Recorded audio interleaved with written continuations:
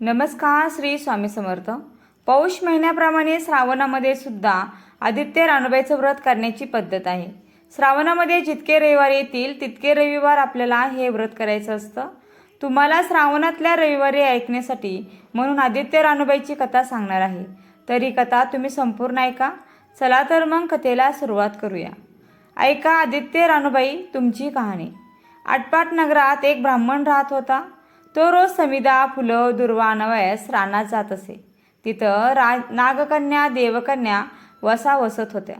ब्राह्मणाने त्यांना विचारले, कसला वसा वसता? तो मला सांगा. तुला रे वसा कशाला हवा? उचसील माचसील, घेतला वसा टाकून देशील. ब्राह्मण म्हणाला, उतणार नाही, मातणार नाही, घेतला वसा टाकणार नाही.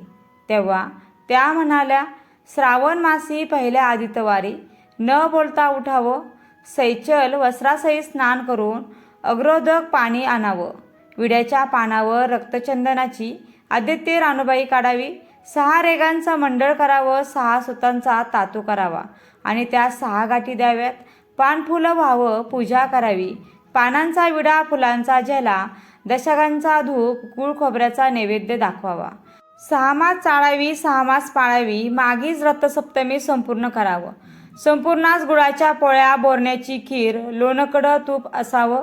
मेहून जेवू सांगावं. असेल तर चिरगोळी द्यावी, नसेल तर जोडगळसरी द्यावी. तेही नसेल तर 2 पैसे दक्षिणा द्यावी आणि आपल्या वशाचं उद्यापन करावं. असा वसा ब्राह्मणाने केला. त्याला सूर्यनारायण प्रसन्न झाला. भाग्यलक्ष्मी आली. तेव्हा राजाच्या राणीने ब्राह्मणास बोलावणं पाठवलं. ब्राह्मण खूप घाबरला, थरथर कापू लागला. तेव्हा राणी म्हणाली, घाबरू नका, कापू नका. तुमच्या मुली आमच्या इथे द्या. आमच्या गरीबाच्या मुली तुमच्या घरी कशाला द्याव्यात? दासी कराल, बटीक कराल? राणी म्हणाली, बटीक करीत नाही. राजाची राणी करू, प्रधानाची राणी करू. मार्गेश्वराच्या महिन्यात ब्राह्मणाने लग्न करून मुली दिल्या. एक राजाच्या घरी दिली, एक प्रधानाच्या घरी दिली. पण गेल्या पावली मुलीचा समाचार घेतला नाही. 12 वर्षांनी समाचारास ब्राह्मण निघाला. राजाच्या घरी लेकीने बसावयास पाठ दिला.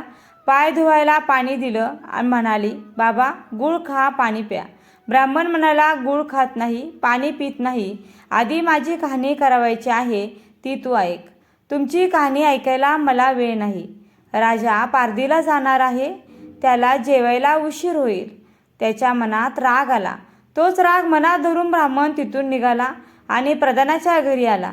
वडिलांना पाहताच लेकीने बसावयास पाठ दिला. पाय धुवायला पाणी देऊन गुळ पाणी दिलं. गूळ खात नाही, पाणी पित नाही.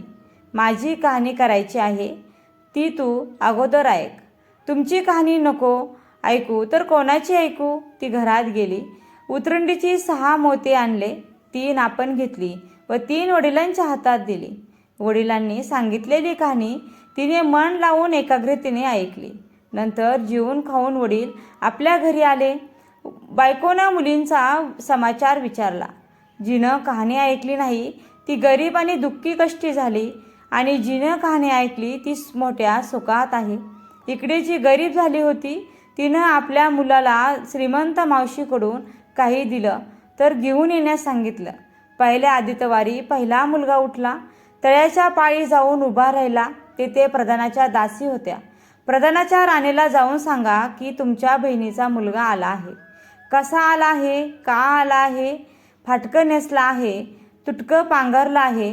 तळ्याच्या पाळीला तो उभा राहिला आहे. परसदारानं घेऊन या. परसदारानं घेऊन आल्या. नाहू माकू घातलं, पितांबर नेसायला दिलं, जेवू खाऊ घातलं, कोहळा पांघरून होणं मोहरा भरल्या व सांभाळून घरी घेऊन जाण्यास सांगितलं. वाटेनं जात असता सूर्यनारायण माळ्याच्या रूपानं आला व हातातला कोहळा काढून घेतला. घरी जाताच आईने विचारलं, मावशीने काय दिलं? दैवानं दिलं, पण कर्मानं नेलं. कर्माचं फळ पुढं उभं राहिलं. मावशीनं दिलं, पण ते सर्व गेलं. दुसऱ्या आदित्यवारी दुसरा मुलगा गेला. प्रधानाच्या राणीनं त्याला घरी नेलं. नाहू माकू घातलं, नेसायला पितांबर दिलं, जेवू खाऊ घातलं, काठी पोखरून होन मोहराने भरून दिलं व न विसरता सांभाळून घरी नेण्यास सांगितली. वाटे सूर्यनारायण गुराख्याच्या रूपानं आला व काठी काढून घेतली. घरी गेला. घडलेली गोष्ट राणीला सांगितली. दैवानं दिलं पण कर्मानं नेलं. तिसऱ्या आदित्यवारी तिसरा मुलगा गेला. तळ्याच्या पाळी उभा राहिला. त्यालाही पहिल्यासारखंच प्रधानाच्या घरी नेऊन त्याचा योग्य आदर सत्कार केला व नारळ पकरून होणामोहरांनी भरून दिला व सांभाळून घरी नेण्यास सांगितलं. घरी जाताना विहिरीच्या काठी नारळ ठेवून पाणी प्यायला विहिरीत उतरला. तोच नारळ गरगडत विहिरीत पडला. घरी जाऊन आईला म्हणाला, आई ग, मावशीने दिलं पण दैवानं ते सर्व बुडालं. चौथ्या आदित्यवारी चौथा मुलगा गेला. तळ्याच्या पाळी उभा राहिला. त्यालाही पहिल्यासारखंच राणीनं घरी नेलं. त्याचा योग्य आदर सत्कार केला. त्याला दहाईची शिदोरी होणामोहरा घालून बरोबर दिली. सूर्यनारायण घारीच्या रूपाने आला व शिदोरी घेऊन गेला. घरी येऊन आईला सांगितलं, आई, मावशीनं दिलं पण दैवानं ते सर्व नेलं. पाचव्या आदित्यवारी आपण उठली. तळ्याच्या काठी उभी राहिली.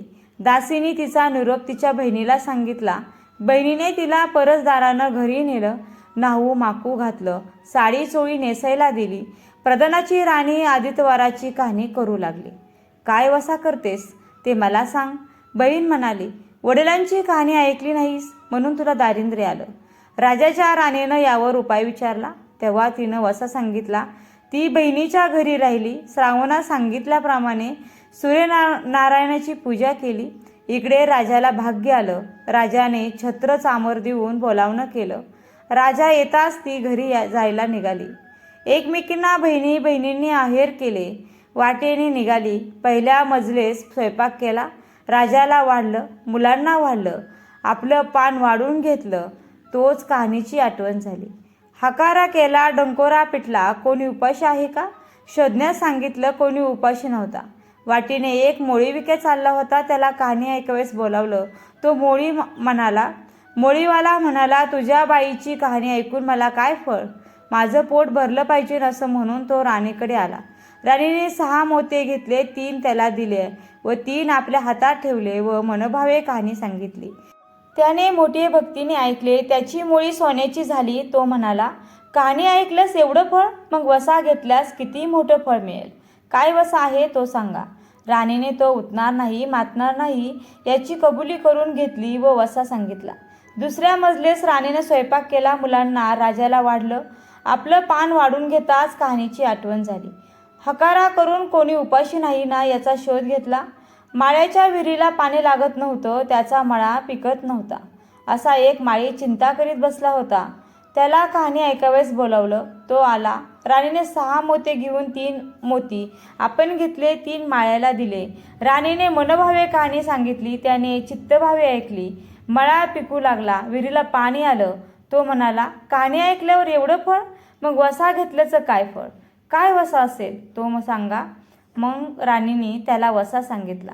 तिसऱ्या मजलीत स्वयंपाक केला. मुलांना वाढलं, राजाला वाढलं. आपण पान वाढून घेताच कहाणीची आठवण झाली. नगरात कोणी उपाशी नाही ना याचा शोध घेतला. एक म्हातारी व तिचा मुलगा वनात गेला होता. एक डोहात बुडाला, एक सर्पानं खाल्ला म्हणून ती चिंताग्रस्त होऊन बसली होती. तिला कहाणी ऐकावेस बोलावलं. राणीने तिला पहिल्याप्रमाणे कहाणी सांगितली. तिची 2 मुलं आली. कहाणी ऐकाव्यास एवढं फळ, तर वसा घेतल्याचं फळ मोठं असणार. तेव्हा वसा सांगण्यास सांगितला आणि मग राणीने तिलाही वसा दिला. चौथ्या मजल्यात स्वयंपाक करून मुलांना राजाला वाढलं. आपण वाढून घेताच कहाणीची आठवण झाली. कोणी उपाशी नाही ना याचा शोध घेतला. कानाडोळा मांसाचा गोळा, हात नाहीत पाय नाहीत असा एक मनुष्य रस्त्यामध्ये होता. त्याच्या अंगावर तांब्यावर पाणी ओतलं. पाल्या होता तो उताना केला. 6 मोत्या होत्या. 3 मोत्या त्याच्या बेंबीवर ठेवली. 3 मोती आपण घेतली.